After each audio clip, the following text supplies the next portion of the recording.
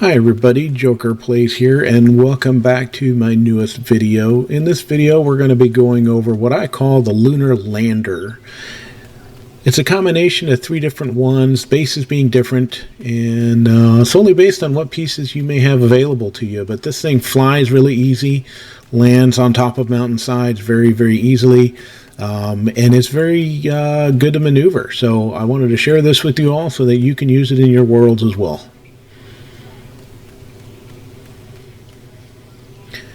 Another great feature about these lunar landers is that they can be built in survival mode as well. For this demonstration, however, I'm going to be doing this in my sandbox mode just so that we can go through the exercise.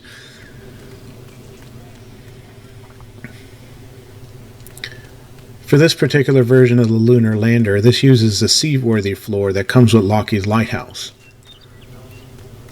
As you can tell, it's 2 layers thick, which plays a huge role in the stability of this aircraft.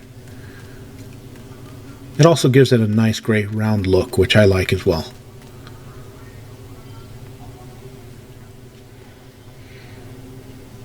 On this particular version of the Lunar Lander, this uses the Mos Eisley floor pieces. This gives it a kind of roundish look, but yet it's squared off on the corners as well. Kind of a neat version of it. As you can tell, this is also 2 layers thick, which, like I said before, plays an important role in the stability of this aircraft. And for the final version of the Lunar Lander, this will make use of the vehicle base number 8, which is also a 6x6, which is similar to that of the Mos Eisley, as well as the seaworthy floors.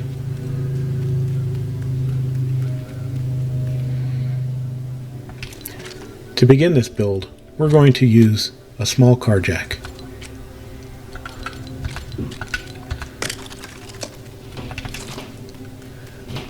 What I like to do at this point, if you are in survival, because I've built this in my survival bases as well, is to go ahead and build a ladder so that you have access to the top of the pieces.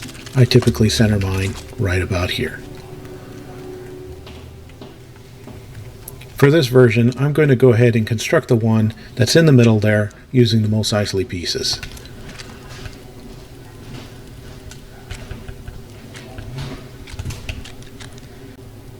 The key to this build is going to be the Mos Eisley corners, the 6x6 in particular. So I'm going to select that.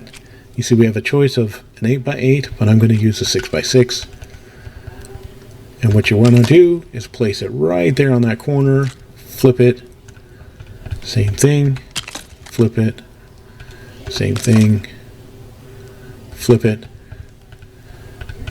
same thing. Now we're going to repeat that exact same step, but building the second layer.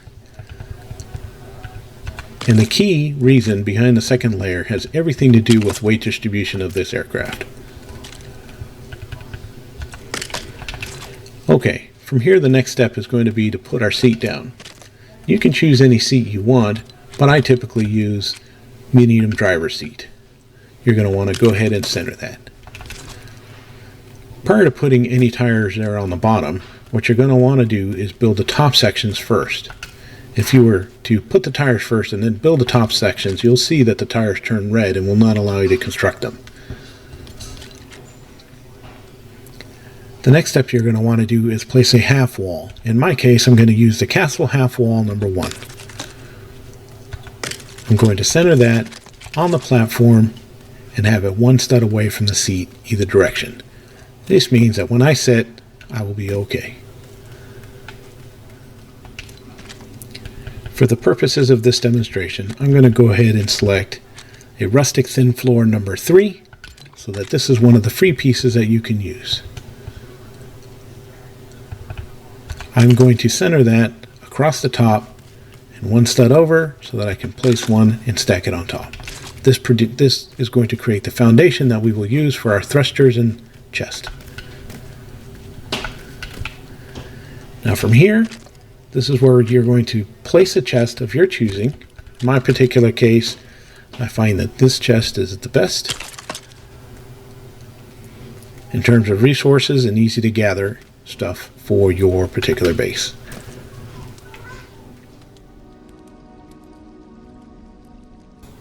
And just like clockwork, it's going to turn nighttime while I'm trying to record a video. I guess I need to take a pause for a moment. Since it's nighttime, and I don't like building at night, I'm going to rest for a little bit.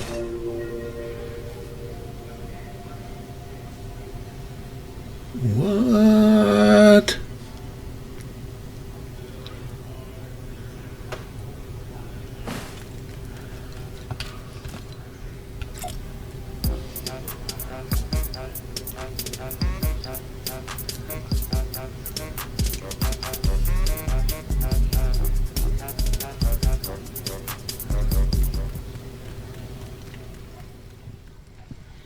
Alright, now that it's daybreak again, we're going to continue on this build. Since we have just placed our chest and we're already up here, I'm going to go ahead and place our balloons in place as well. So you're going to want to put them, you can put them on the outside rung or you can put them on the inside. Doesn't matter. We are going to put a 1 stud space separation between the two. See, you can see that we are 1 stud on this side, 2 studs on the other. This makes a slight offset. This will actually help with the balance of the aircraft itself.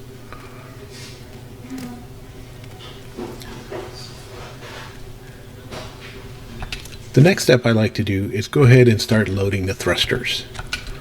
In this case, it's all small thrusters. We're going to center our up thrust here on both sides. And then we're going to put our forward thrusters to where they are level with those thrusters there. See that? So the bottom of the thruster is going to basically be the top of the forward thrusters. And the forward thrusters we're going to program to channel 2.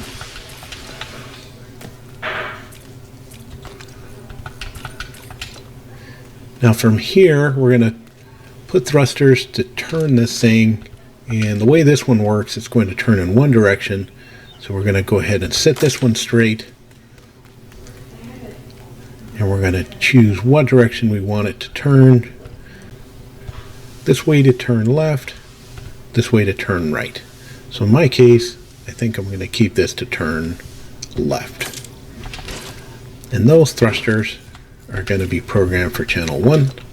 So our ones that turn will go to channel 1. And then the very last step to do before we drop this is to go ahead and place the landing tires on it. And for that, we go back to our small simple tires, center those up, and I like to put them to where they are just on the inside flush with it. This gives it a little more space to be able to land in different locations.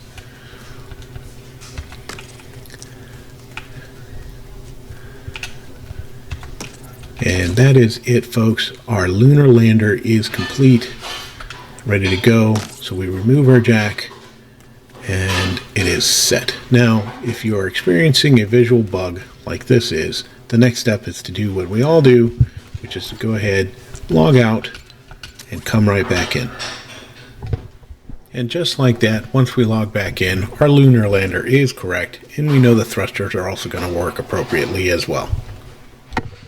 Now it's time to remove our build ladder and take this thing out for a test flight.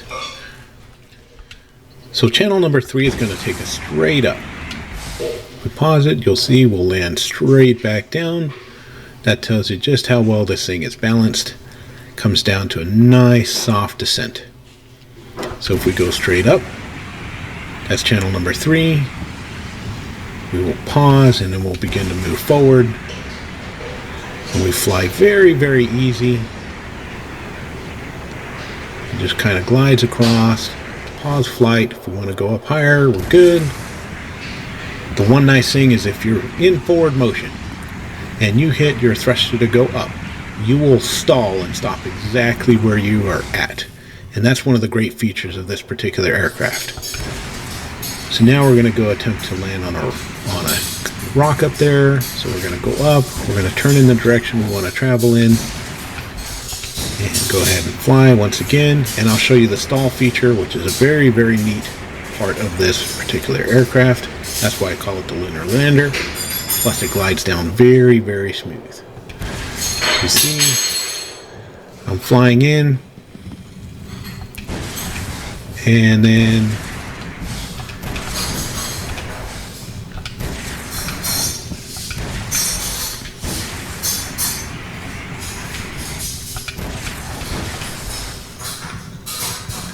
and a very nice, soft, comfortable landing right on top of the mountain. So this will take you to all those neat little places that's hard to get to. I've seen people use jetpacks. Those have worked out really good. I wanted something with a little bit different utility purpose, one I felt a little bit more comfortable flying. And so after several iterations, I came up with this lunar lander, and it works great. I decided to share this build with all of you. If you happen to like it, please feel free to use it, build it, tell me how you like it. One of the things about the lunar lander that has been working great with the new physics of the game has been that it flies through all of the wind currents very smooth and stable. So as I go above water, normally this is affected by the wind currents, but it is not in this lunar lander version. And I'll demonstrate that with one of my other aircraft here in a second.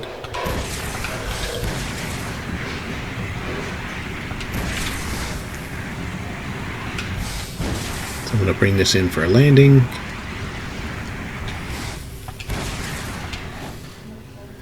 Alright, nice, comfortable, soft landing. Now, going over the bridge, you can see that it was not affected, or over the water, you can see that it was not affected by the wind currents, but you'll see some of my other aircraft here.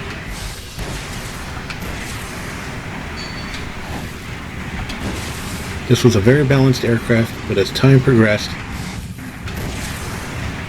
the wind current started affecting this greatly. And so you see a lot of different rotation happening, lift. Here's strictly the wind currents coming into play, but somehow that is not affecting the new version of the lunar lander. And so I wanted to share that with everybody so that you too could build the lunar lander for yourselves to use. Once again, if you like this video, please comment and share. And one final touch. Feel free to go ahead and add some lights if you want.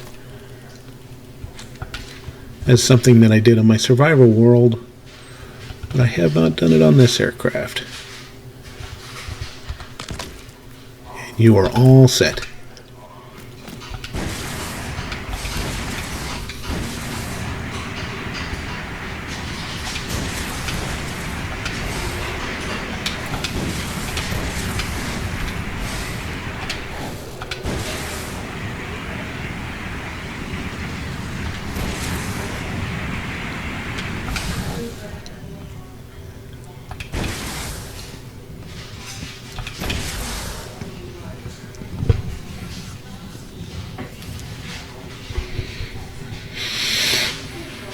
Very easy to fly, very comfortable ride.